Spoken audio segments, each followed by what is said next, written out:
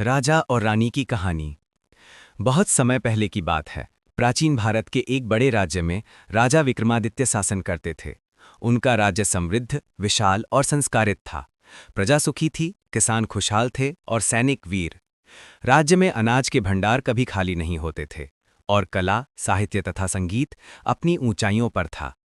राजा विक्रमादित्य जितने बलशाली थे, उतने ही न्यायप्रिय और दयालु भी। उनकी सभा में विद्वान, कवि और योद्धा एक साथ बैठते और राज्य के हित में विचार करते।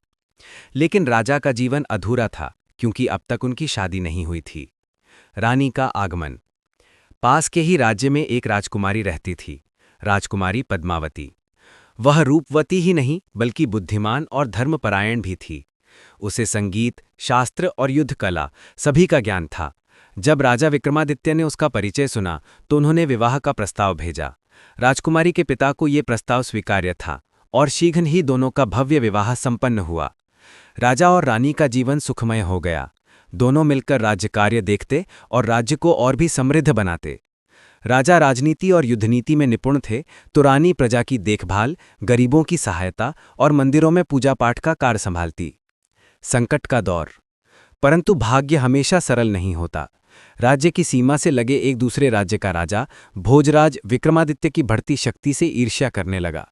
उसने सोचा, अगर विक्रमादित्य ऐसे ही प्रबल होते रहे तो एक दिन मेरा राज्य भी खतरे में पड़ जाएगा। भोजराज ने चाल चली। पहले उसने सीमा पर आक्रमण कर दिया। राजा विक्रमादित्य ने बहादुरी से युद्ध लड़ा और उसे पीछे हटने पर मजबूर कर दिया। लेकिन भोजराज हार मानने वाला नहीं था। उसने गुप्तचरों और षड्यंत्रों के माध्यम से राज्य में अशांति फैलानी शुरू कर दी। रानी का साहस। राजा विक्रमादित्य युद्ध में व्यस्त थे। ऐसे में रानी पद्मावती ने किला और राजधानी का प्रबंधन संभाल लिया।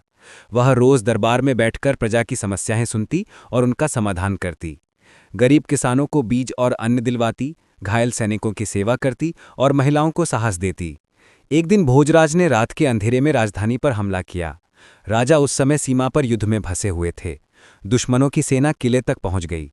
रानी पद्मावती ने घबराने के बजाय अपने महल की छत से सैनिकों को प्रेरित किया।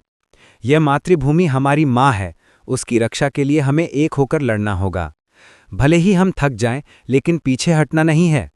उनकी आवाज़ सुनकर सैनिकों में नई ऊर्जा आ गई। उन्होंने दुश्मनों को रोक लिया। इधर राजा विक्रमादित्य को खबर मिली तो वे तुरंत अपनी सेना लेकर राजधानी लौटे। भयंकर युद्ध हुआ। कई दिन और रात तलवारें टकराती रहीं। अंततः राजा और रानी के साहस तथा प्रजा की एकता से भोजराज की सेना हार गई।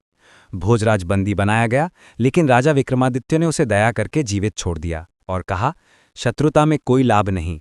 अगर तुम मित्रता का हाथ बढ़ाओ तो दोनों राज्यों का कल्याण होगा। यह सुनकर भोजराज शर्मिंदा हुआ और उसने संधि कर ली। शांति और समृद्धि। युद्ध के बाद राज्य में फिर से शांति और समृद्धि लौट आई। रानी की वीरता की चर्चा पूरे राज्य में होने लगी। लोग कहते कि हमारे राजा बलशाली हैं, पर रानी हमारी माँ समान है। उन्होंने संकट के समय हमारी रक्षा की। राजा और रानी ने मिलकर अनेक मंदिर, विद्यालय और सराय बनवाए। उन्होंने यह प्रण लिया कि राज्य की समृद्धि का उपयोग केवल अपने लिए नहीं, बल्कि प्रजा के कल्याण के लिए होगा। रानी की भक्ति। रानी पद्मावती हर सुबह मंदिर में जाकर देवी दुर्गा की पूजा करती। वह मानती थी कि शक्ति और साहस हमें माता से ही मिलता है। प्रजा भी उनके साथ मंदिर में इकट्ठा होकर आरती गाती। धीरे धीरे ये परंपरा पूरे राज्य में फैल गई। राजा विक्रमादित्य अक्सर कहते, मेरी तलवार राज्य की रक्षा करती है, पर तुम्हारा विश्वास और भक्ति हमें शक्ति देती है।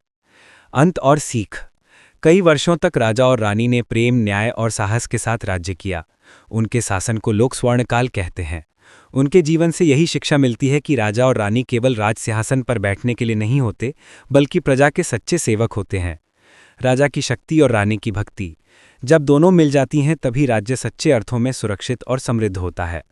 वीडियो अच्छा लगे तो लाइक करें, सब्सक्राइब करें। धन्यवाद।